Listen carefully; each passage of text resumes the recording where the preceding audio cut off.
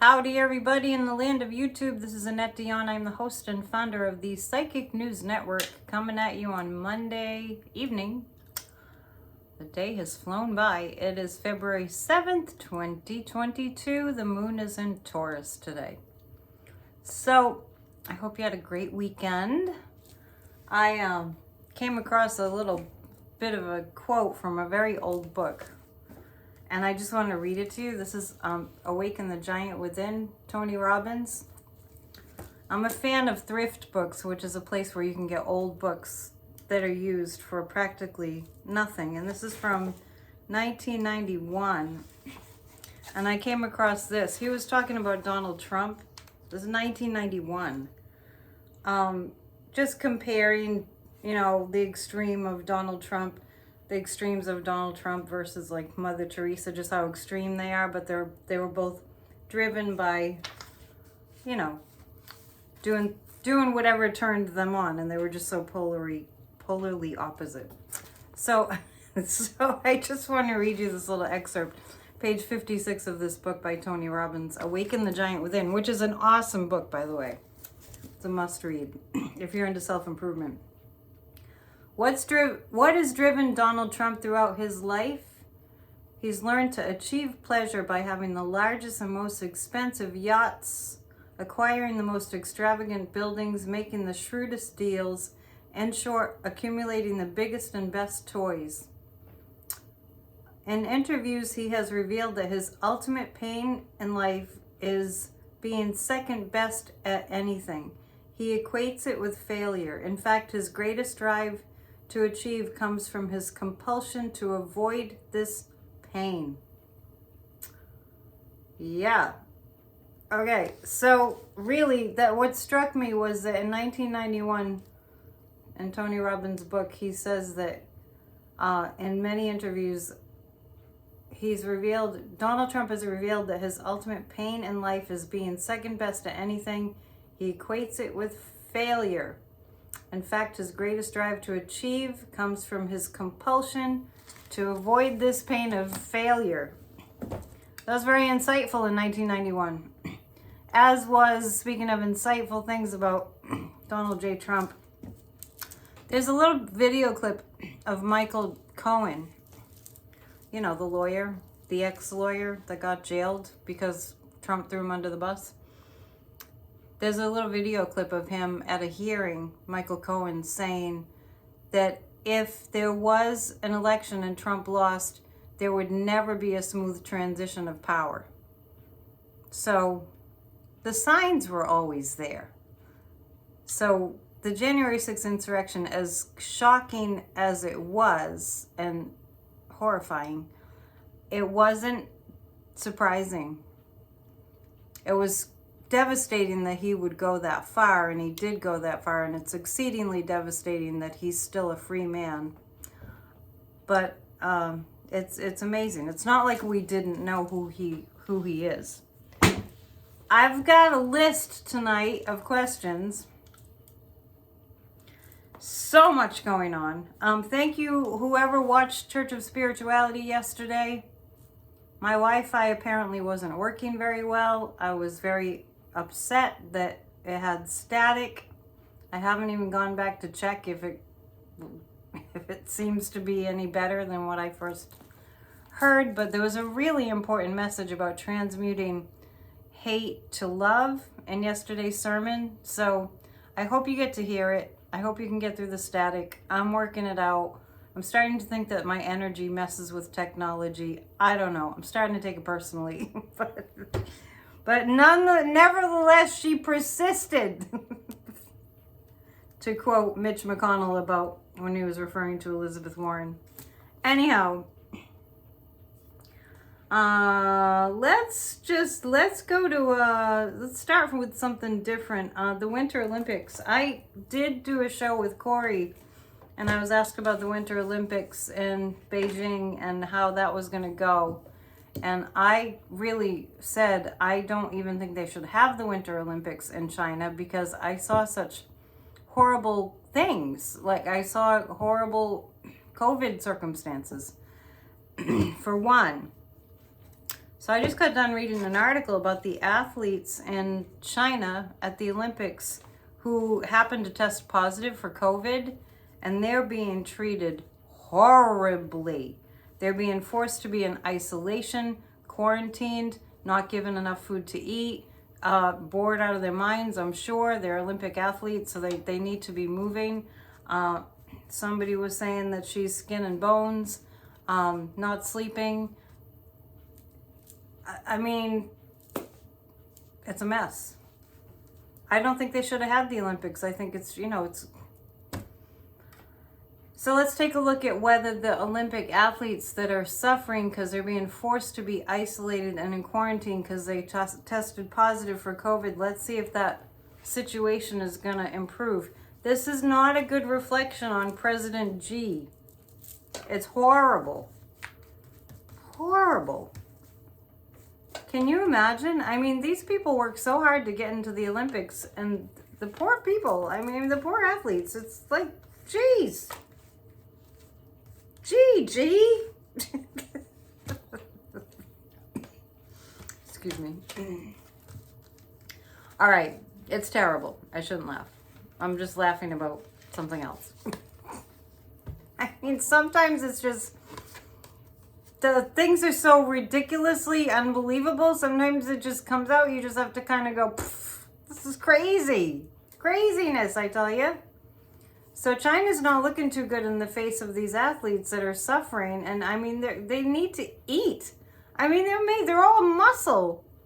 I mean, if any of you know anything about the physiology of athletics, muscle requires a lot more calories than just regular old, fat. Some of them are going to leave. That's what I'm picking up. That some of the athletes in China who tested positive for COVID and have been forced to be in isolation and quarantine and horrific conditions are going to leave. I don't blame them. This feels like the United States speaking out about it. I feel like that some of the athletes will be encouraged to come back home. Not just America.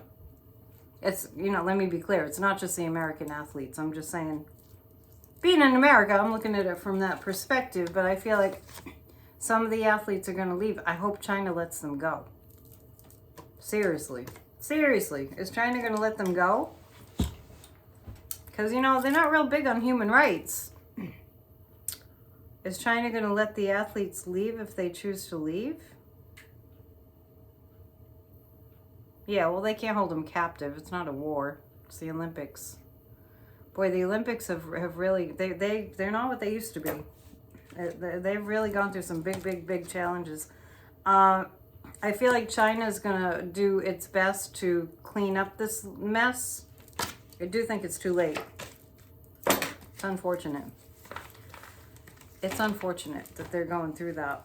So, on the Russia front, let's start with the world news. Well, on the Russia front, and it's national, obviously, Biden had the new German chancellor.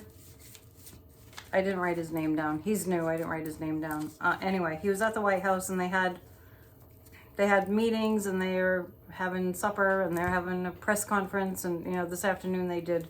And I caught a little bit of that, and I just can't shake from my mind my gratitude that Donald J. Trump is not still in the White House, because we'd be in a world war. I'm telling you people, you with me on this? We'd be in a world war, because Joe Biden has 50 years of experience in, world politics and politics in general. And, of course, knowledge of history, knowledge of even knowing these leaders, even knowing Putin.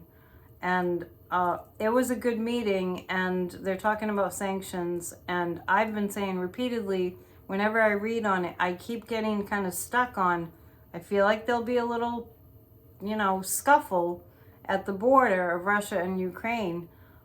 But I just don't see a war. So let's keep our visualizing intact. When we think about Russia and Ukraine, let's just keep our vision on no war. I mean, it's mind-blowing to think about what could happen. But what's extra mind-blowing is to think about where we'd be if Trump was still in office. So America needs to wake up big time. I mean, he wouldn't know how to deal with this, and he would be all like, you know, I'm the big tough guy, and he would have just let Vladimir Putin invade Ukraine and, you know, start a big old war. So we do have angels and guides protecting us. Let's just be clear. Speaking of that, and I won't get into it too much, but I've felt a really strong sense that, to the point where I watched Close Encounters of the Third Kind again last night. Hadn't seen it in a long time. Boy, the movies have come a long way since that came out. Anyway, I feel that the ET's observing what's going on. I really do, because that's just what I do. And I know that you're with me because you're watching my Psychic News Network, and that won't freak you out that I'm saying that. I really feel strong ET observing the planet energy going on. And that's all I'll say, because I feel like I'm at risk of you all thinking I'm nuts. Probably not, though. Corey always gets questions about ETs, and I always answer them. You know, it's kind of like, you know, the guides are saying it's kind of coming down to the wire here. We're really in a weird place where it's like, are we going to take care of this earth, and are we going to take care of our people? Or are we just going to let people like Vladimir Putin, you know, just get ready to, I mean, he's really ready to murder hundreds of thousands of people, maybe more. What? Does civilization ever get civilized?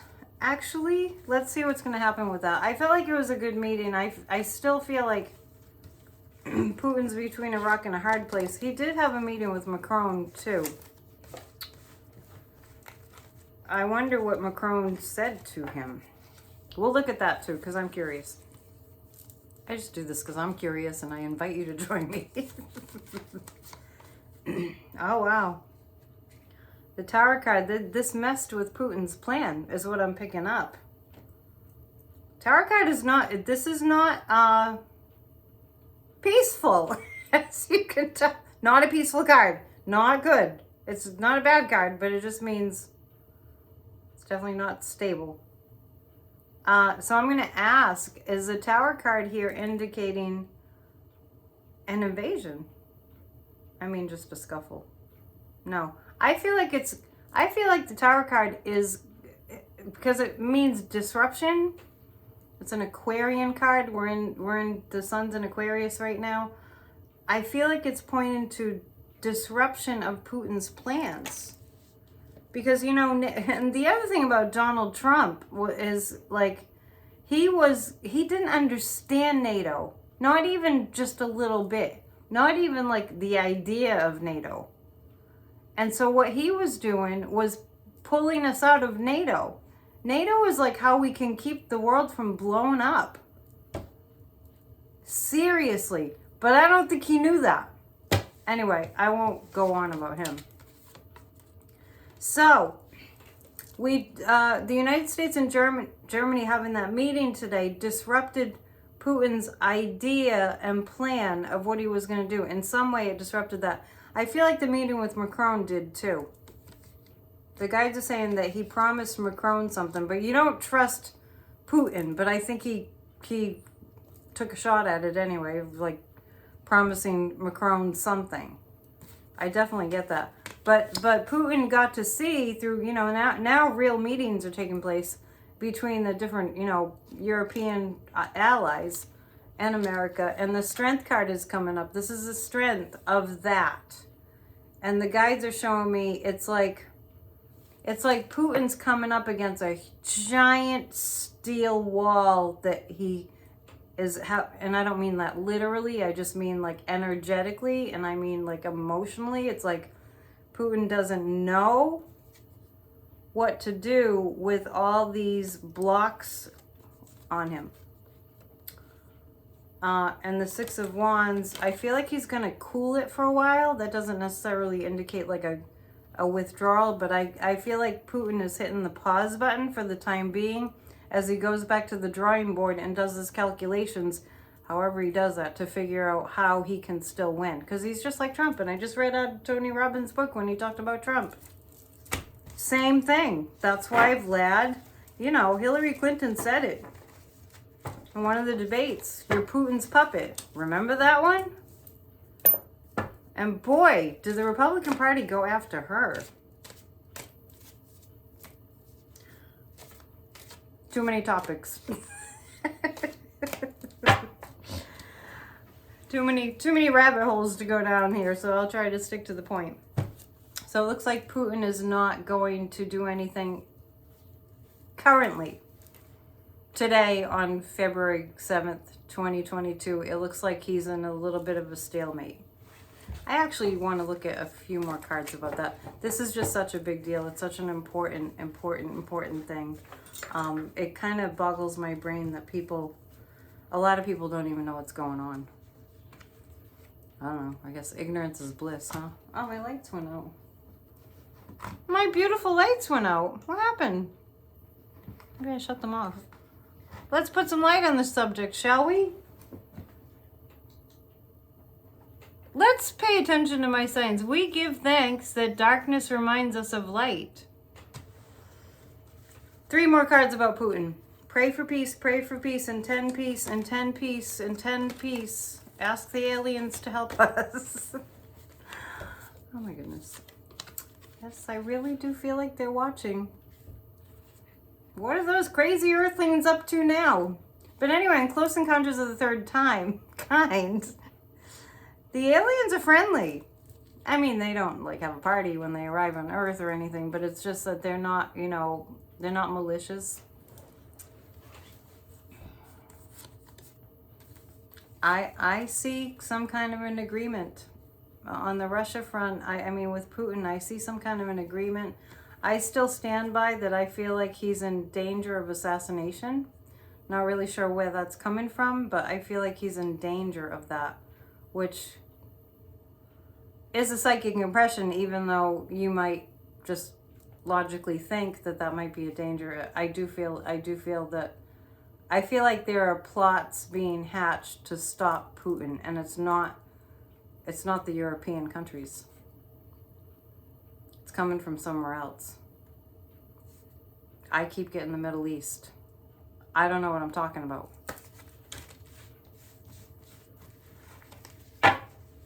In the sense that it's a psychic impression. It's a psychic fact. Remember? That's my phrase that I coined. It's a psychic fact. Do we want to go back to the United States again? Not yet. Not yet. So China, the Olympics, and Russia and Ukraine, and okay, we'll come back to the United States. I feel like there's something else on the world front, but we won't do it right now. Let's look at Cheney and Kinzinger, which reminds me, if you joined Grassroots of Democracy, if you haven't yet, please send an email, grassrootsofdemocracy@gmail.com with the word IAYE in the subject line, and we'll put you on the mailing list. Our meetings are every Thursday night. We are hitting it hard with, it's kind of like many voices as one. Our objective is to get as much communication as possible in the form of emails, mostly emails, postcards, with the same message to so far Fox News advertisers, to tell them we will no longer support them for propagating dangerous, violent lies and misinformation. And this week we're working on getting Postmaster General, so-called, Louis DeJoy ousted because he's in there for an indefinite period of time. Anyway, that's Grassroots of Democracy. So Kinzinger and Cheney are being censured. So Kevin McCarthy, the dork, is wresting the power from them.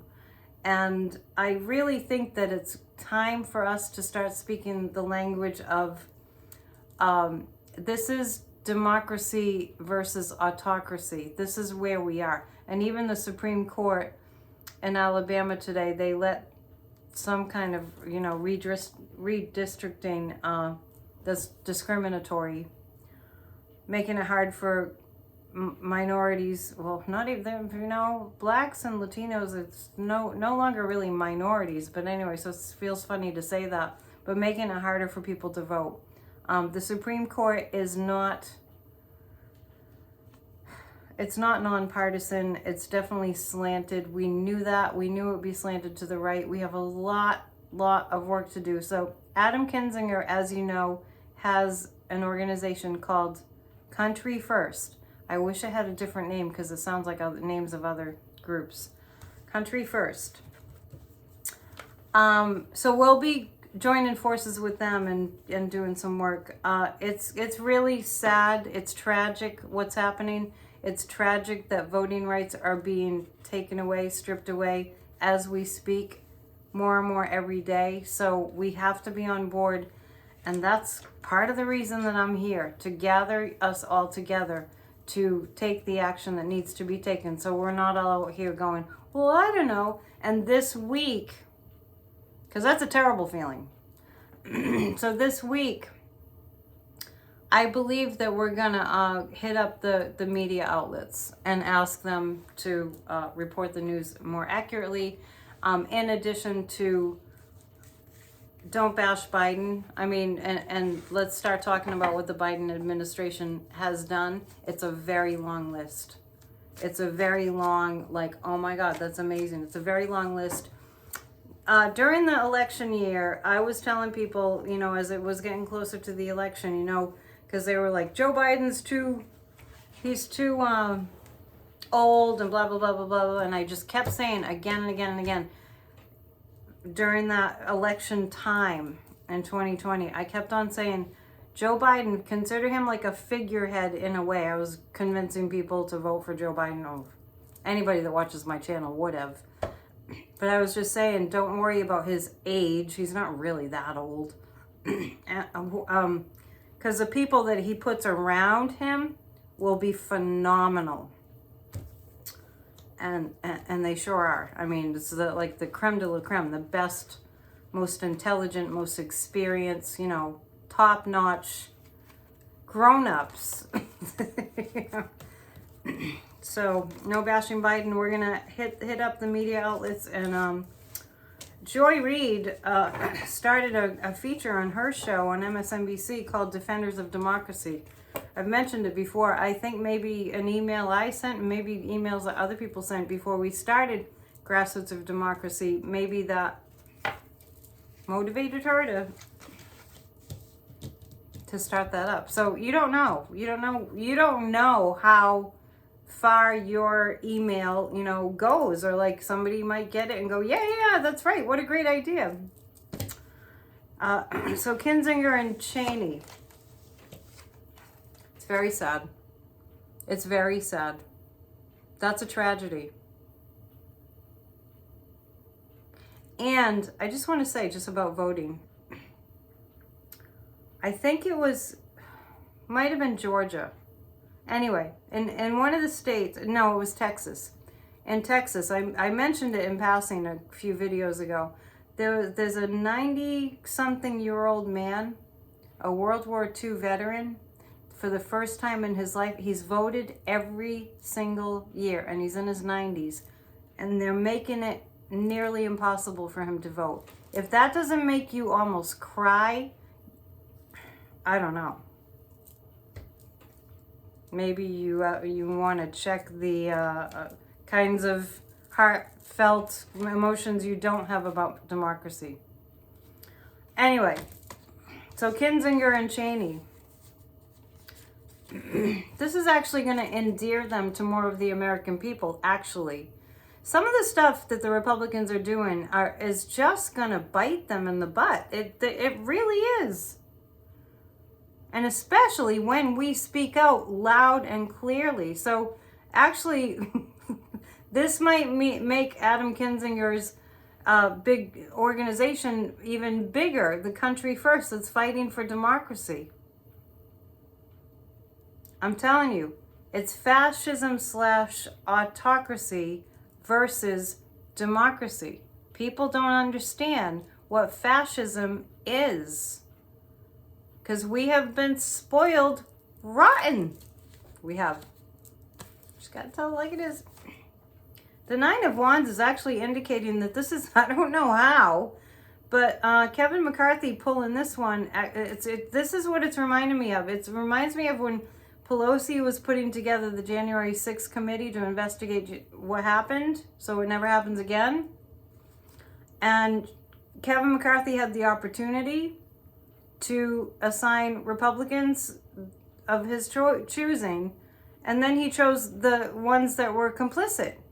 Jim Jordan and the other one, I'm not remembering his name right now, but the other one, they were clearly complicit. Jim Jordan, Cheney knew that day that he had started all this as they were, running for their lives from the violent mob that was ready to assassinate. She said that. She said that to him. You started this.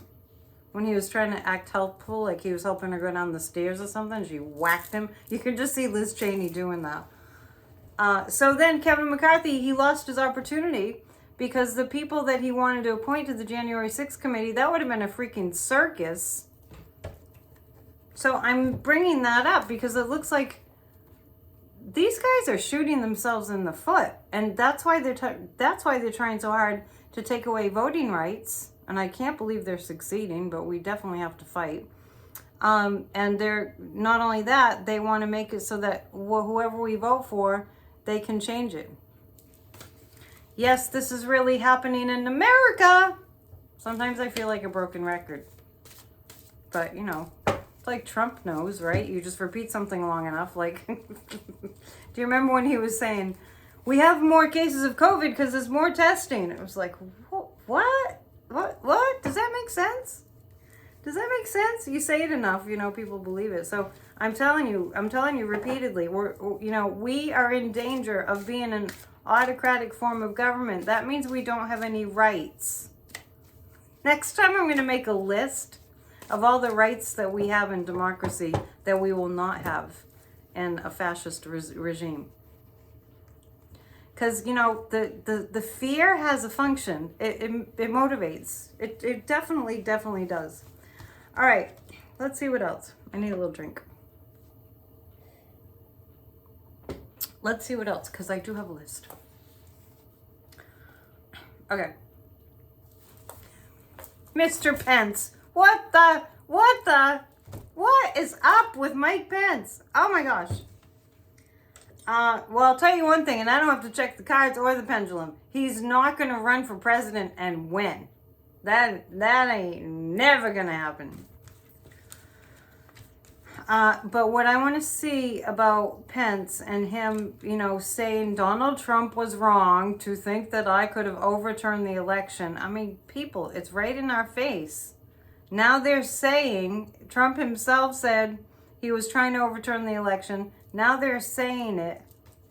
We'll get to, are we ever going to see consequences for this horrific stuff going on? We will get to it.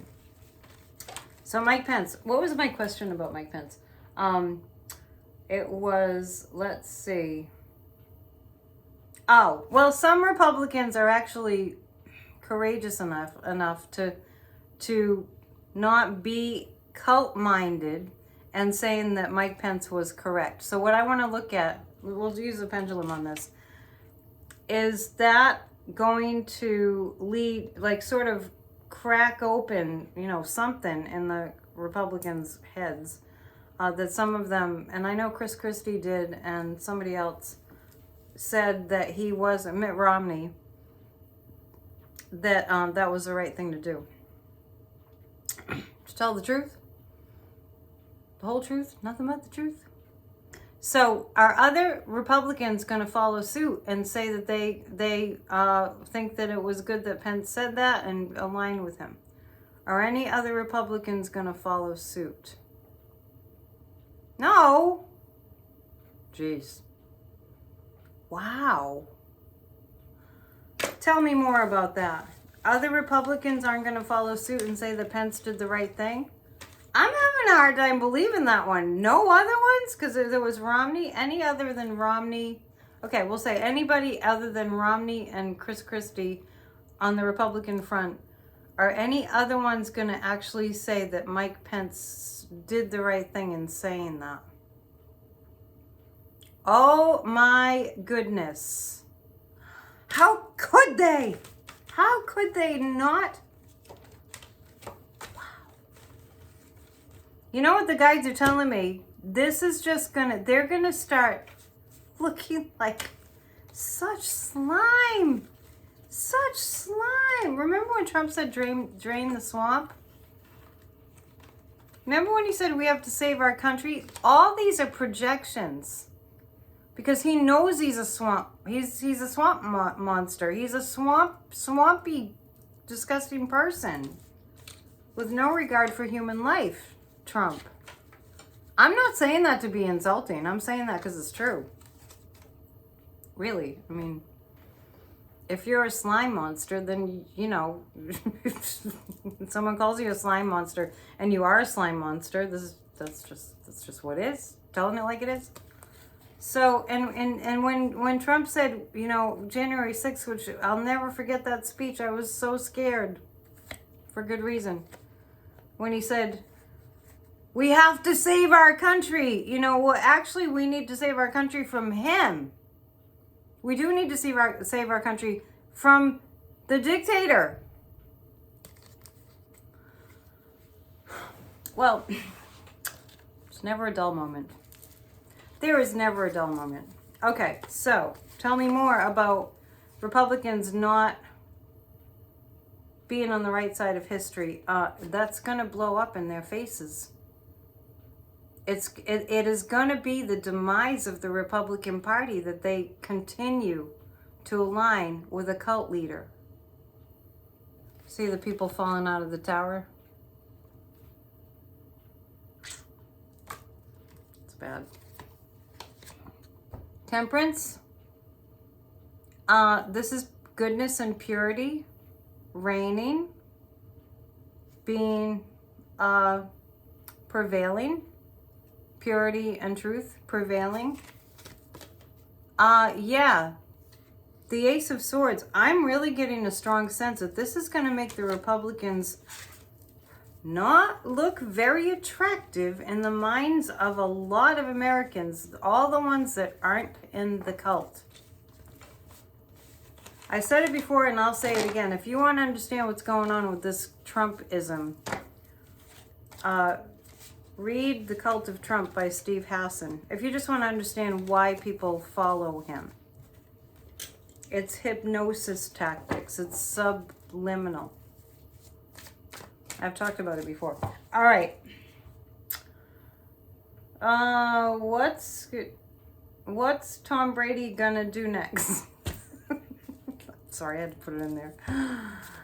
Being a Patriots fan, I know he's playing for the Bucks, but you know, Tom Brady's he's part of our family up here in Boston. What's he gonna do? What's Tom Brady gonna do next? I know I just flipped topics on you really suddenly just then. Tom Brady. The guys just said commercials. I hope not. He doesn't need the money. Well, you know, I kind of have a sense that he's gonna endorse things. Tom Brady is gonna endorse things that are, you know, about promoting good health. It's not this, but the guys are showing me like, you know how Gwyneth Paltrow has her really strange Goop company, which, I don't know, that's a little too far out for me, but anyway, and she makes a lot of money doing that. Well, I feel like Tom Brady